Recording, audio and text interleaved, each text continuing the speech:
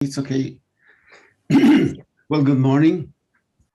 Thank you for the invitation. It's still uh, sun rising here, so it's a little bit earlier for us, but it's very nice to be able to be with you in this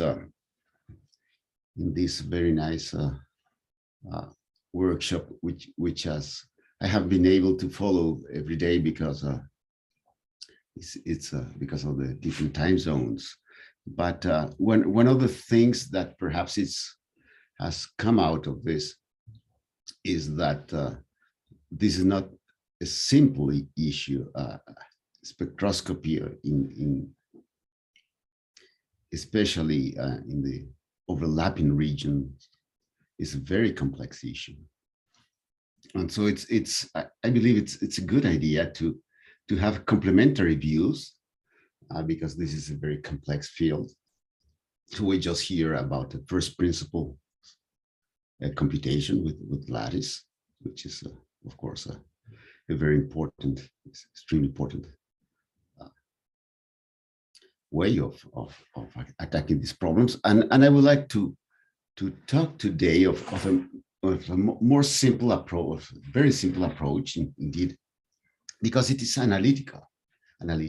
Of course, in principle, it's only a first approximation. In some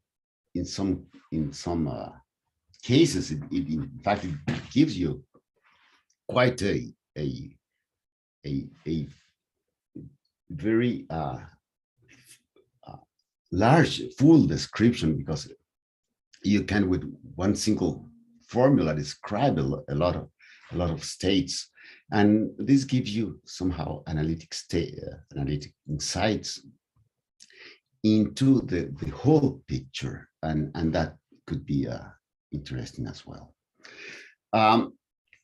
So this is what I'm going to try to do.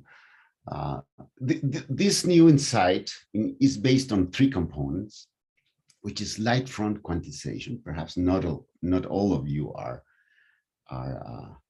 conversant with this approach introduced by Dirac, but especially in the ultra relativistic case, it's extremely important and simple because it's a Hamiltonian formulation from the start, and it has all the right properties. In particular, you can take the quark masses, the quark mass limit to zero in this ultra relativistic case.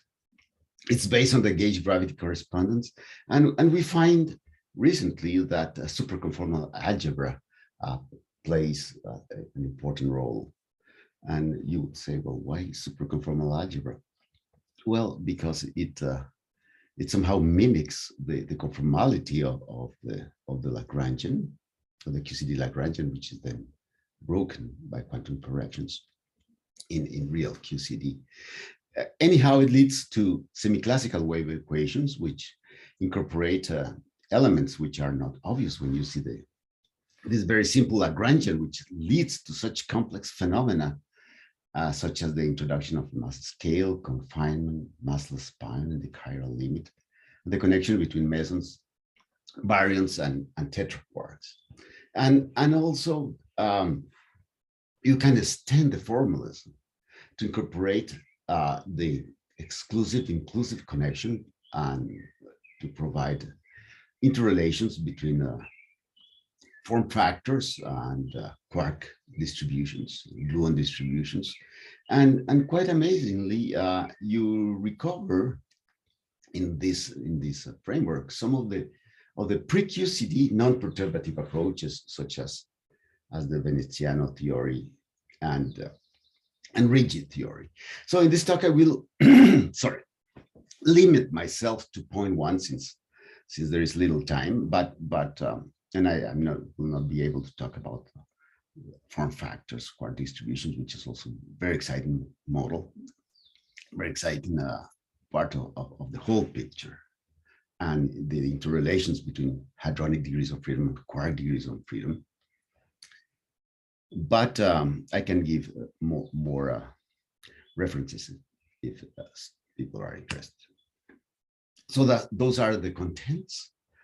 First, the semi-classical approximation to QCD in the light front, how to deal with higher spin wave equations in the gravity side, the superconformal algebraic structure and how the mass emerges in this scheme, how one can embed the light front into the gravity side, and as well, we have found that this leads naturally to a very interesting connection between mesons, baryons, and tetraquarks, which you see all over the PDG table. So this structure repeats itself family by family.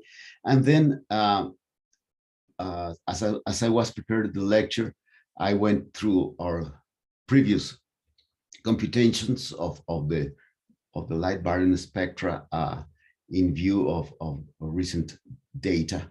And I will tell a little bit about the complexities that you find there, essentially what I call here the spin parity gap in SU6. So this gap you see between the 56 and the 70 in the SU6. So let me start with the light front, where the quantization is not at the equal time, but in the light, in the cone, in the light cone. And this was introduced by Dirac in 1949.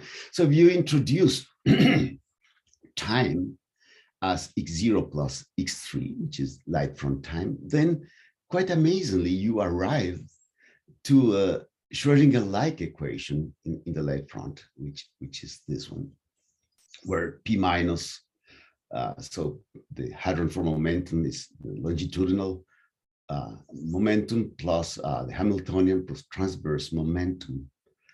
And since P minus is the dynamical generator and P plus and P perp are kinematical generators, then you arrive at this light front invariant Hamiltonian, which is just tells you about the one of the Poincaré invariants of the Poincaré algebra. But what is amazing is that it is linear in the evolution. So indeed, you write a bilinear equation like this one, but the evolution with quantum mechanics is linear. So you keep all the properties of Hilbert space and quantum mechanics. So it's very similar to quantum mechanics. So that's one of the very nice aspects. So the idea here is it possible to a first approximation in QCD to obtain an equation which is as simple as the Schrödinger picture as a first approximation, then you can expand about this solution. So that's a very, very interesting point, because it will allow you a simplicity similar to atomic physics in an extremely complex problem, which is hadron physics. Of course, this is a first approximation. So we did this exercise here in the 2009 with Stan Brodsky, and what you find is you compute this matrix element of p mu, and then you factor out the kinematical variables, which in this case is the longitudinal x, orbital, and then you obtain an equation for what in Schrödinger theory is the radial part, which contains the dynamics. And in the ultra-relativistic limit, which is the one we're going to see here, you obtain an equation like this one here. And the longitudinal modes decouple, and you arrive to this very simple equation. which is looks like a Schrödinger equation, but in fact it is relativistic and invariant. So you obtain the same answer in any frame. And as we will see, it has the same structure in ADS space. And here the critical variable, we call it z squared, which is x1 minus x. X is Feynman x, and b perp is the impact transverse distance. So let me see very quickly how do you obtain this from the same structure from ADS. And I'm not going, I have very little time, so I'm going to go a little bit. I cannot explain many details, but there's plenty of literature on that. But essentially, what you have here in the asymptotic limit of ADS, which is the space with negative curvature, and its boundaries is the four-dimensional Minkowski space. So you have a new variable, which is called z, which goes from 0 at the limit, where you define your local theory, and then you somehow evolved in z. This is somehow equivalent to normalization group equation. So z is the scale. In this sense, it has this similar idea to lattice, that you let your system evolve in time. So here, because you drop something in the gravitational field, it evolves, and it must stop at some point, because since you have a negative curvature, that means that your state, which is local in the boundary, it goes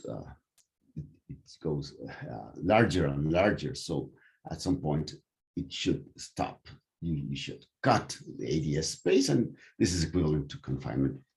So if you start with the Lagrangian for spin J field, you obtain this equation, and for your symmetric tensor J, this is what you obtain from the Lagrangian in ADS space. You do the exercise in detail, and then you perform a substitution like this one. And for the physical space-time, which is d = 4, then you obtain the previous equation. So you have this exact mapping from light front to this gravity theory. And then you see that the holographic variable, the z in the z direction, you can identify it with the light front variable, and then you obtain a potential in terms of phi, which I forgot to mention, that this is a function you introduced to cap your space. So to modify your space at the infrared point, and in that way, for small z, what you have is the ultraviolet region, and then you relate the ADS mass to the orbital angular momentum and the total angular momentum. So that's very convenient, but here you have a problem, is that you have a very nice connection, but you don't know what is the potential, and you don't know what is this dilaton field, which gives you confinement or the confinement potential. So but we have already keys that will allow us to go forward, and this key, it is in the when you compute the baryons. In this case, you start with the Lagrangian for a Rorita-Schwinger equation, which is, and then you solve the action, obtain the Euler-Lagrange equations, and you obtain these two equations with nu, given also in terms of the ADS mass.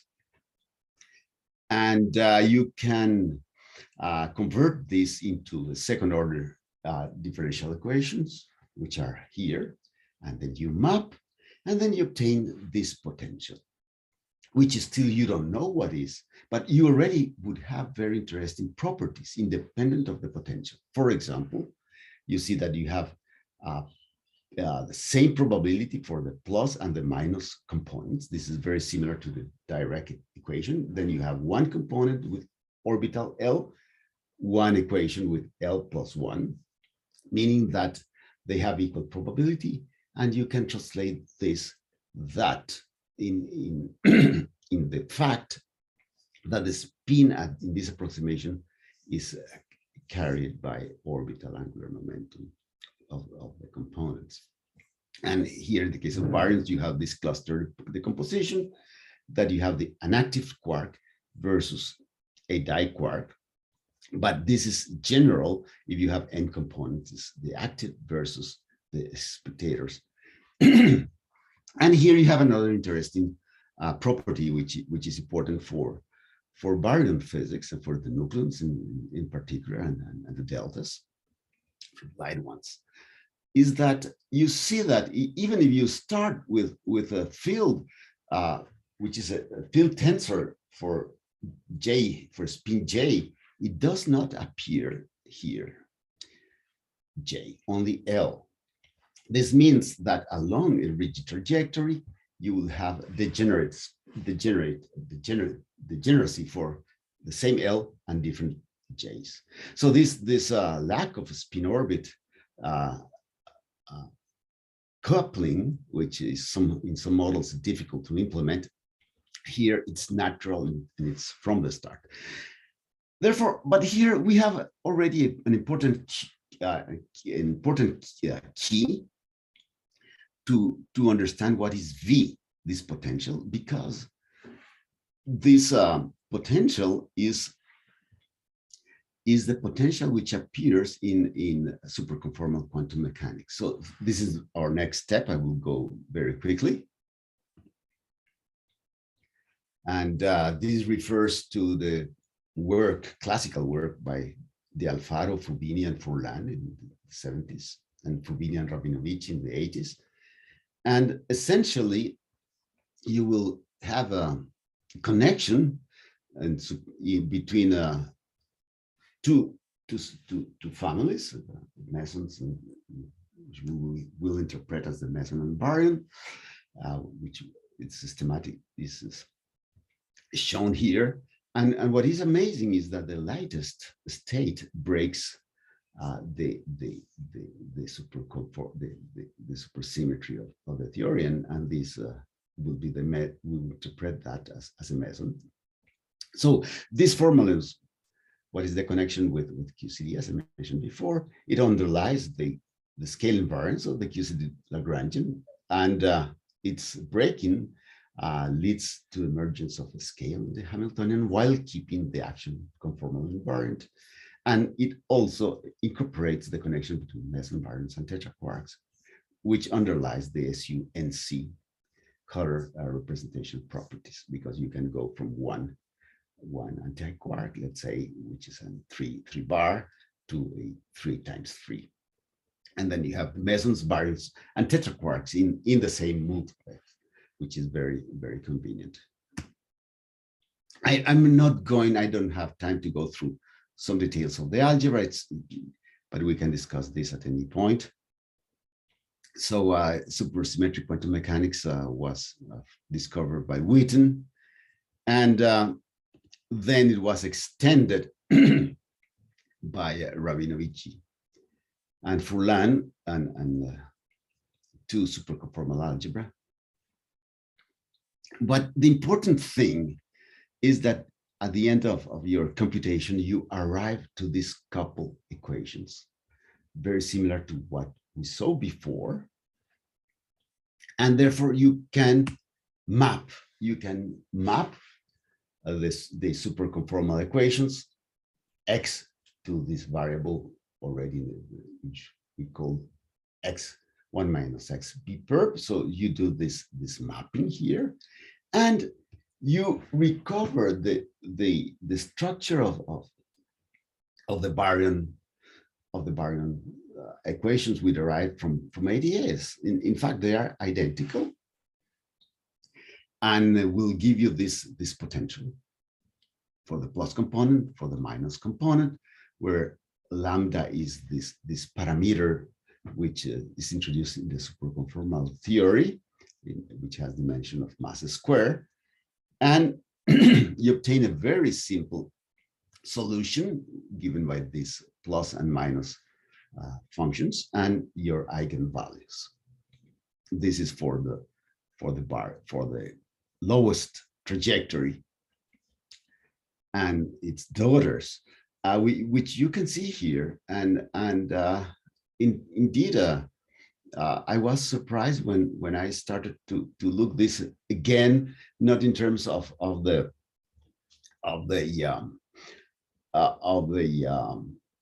resonant poles, but of the resonance, of the usual resonance Wigner formula, but in terms of the poles in the complex plane, which now they appear in PDG, then you obtain an almost perfect fit in terms of one parameter here, which is the scale. Okay, so you can do the same exercise, and don't have much time to this. You can also map if you identify the two components, this time the upper component with the mesons and the lower component with baryons, then you obtain a connection between mesons and baryons. The amazing thing is that you obtain the equality of rigid trajectories, which is of mesons and baryons. So the theory really incorporates this observed almost equality between mesons and baryons. The only thing is that you have to change you have to shift the baryon orbital angular momentum by 1, and then you obtain the meson orbital angular momentum. This was seen by Klempt many years ago, a famous graph that has been inspiring for us as well.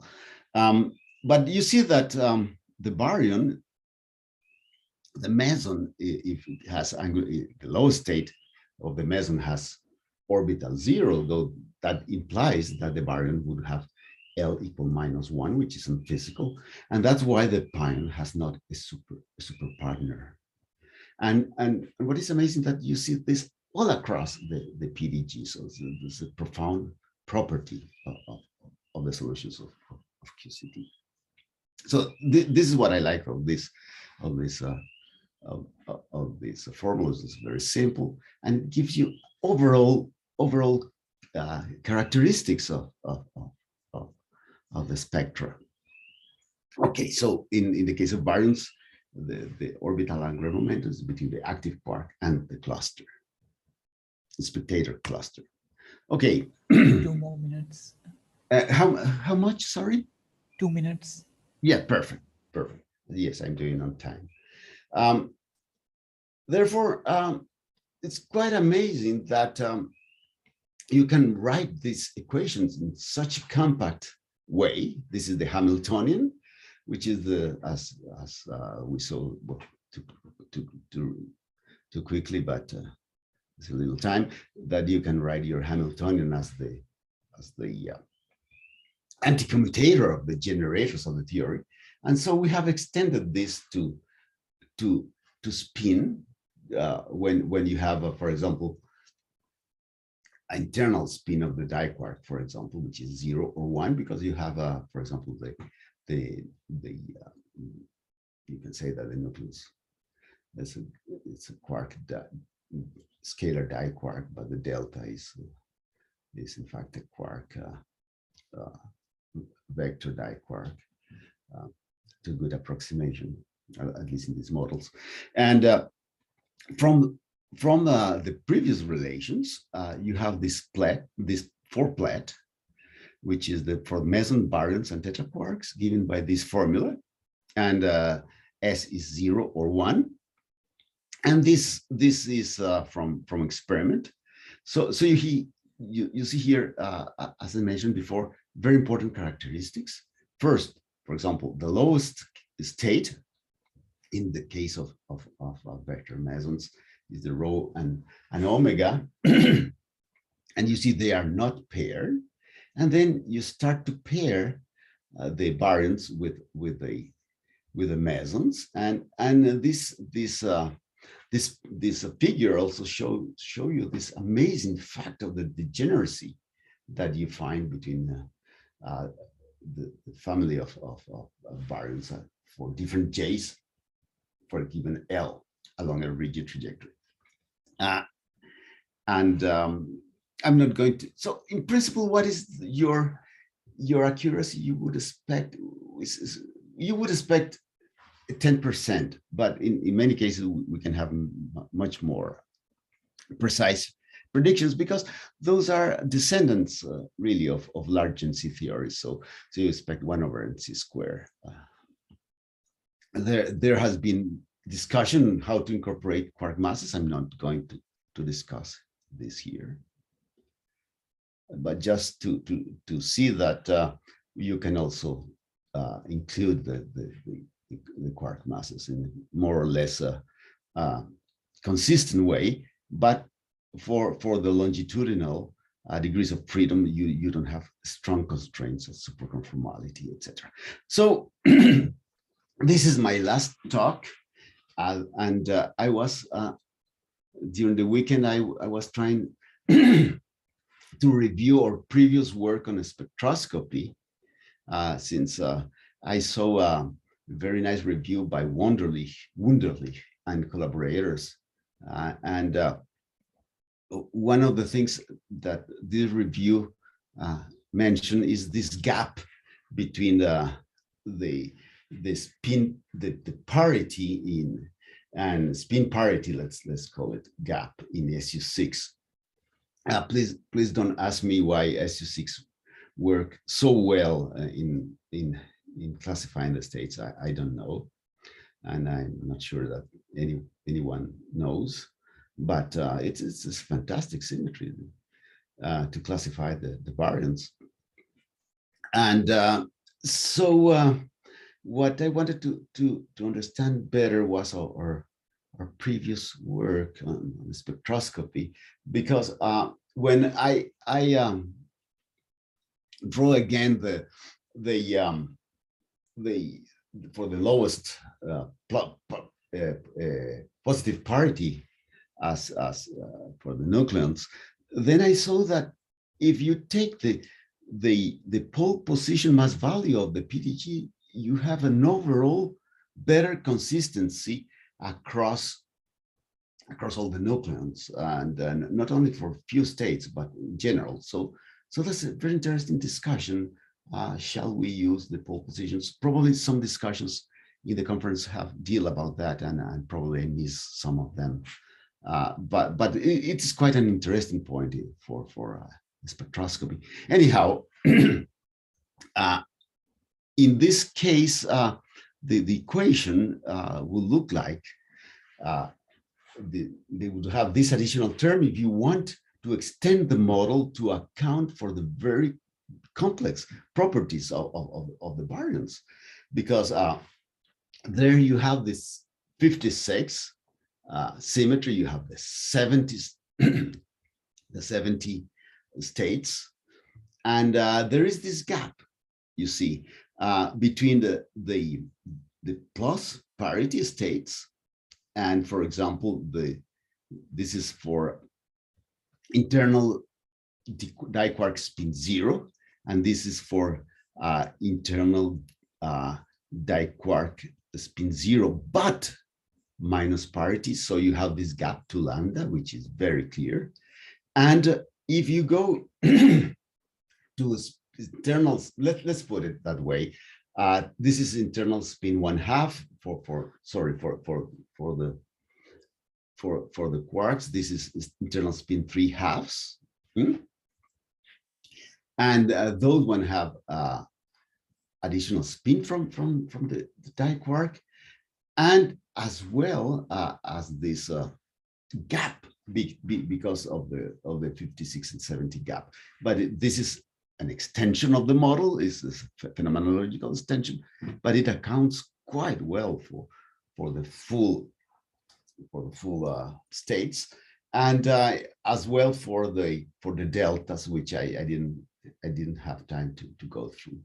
So that's essentially.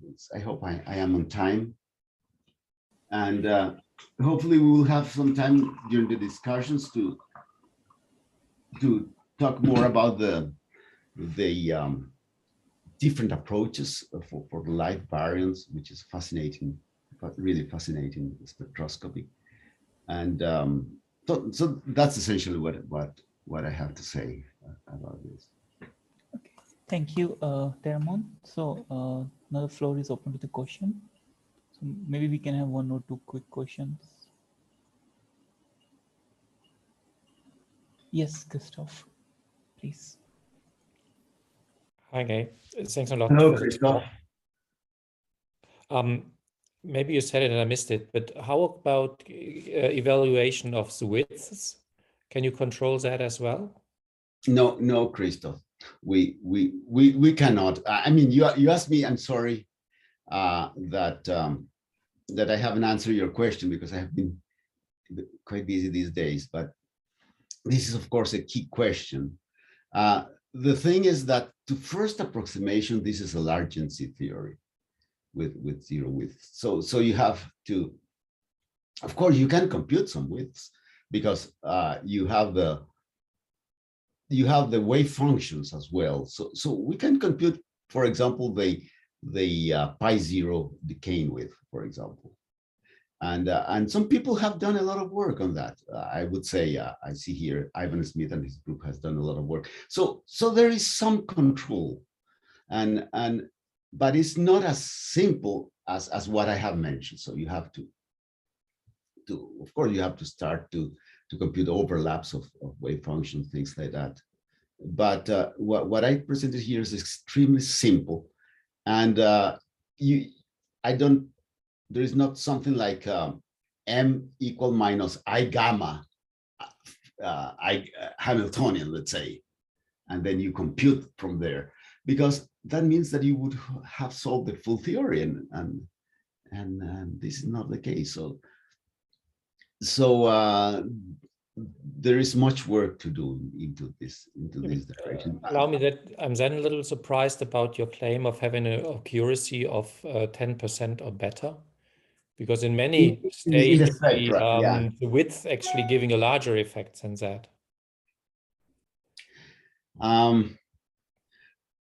Well, I don't think I have a clear answer for that. Okay. I mean, once sorry, once you go into the width, so that's an extremely complex issue, because you have all the channels that open. So it's a very complex problem. I'm not saying that it's not possible to compute, but what I really mean is that it's a very complex problem. It's not a simple problem. Okay, thank you very much. Yes. Mm-hmm. Okay, so we are almost over the time. So I think more we can discuss in the discussion session. So thanks, Teramond, for a nice talk.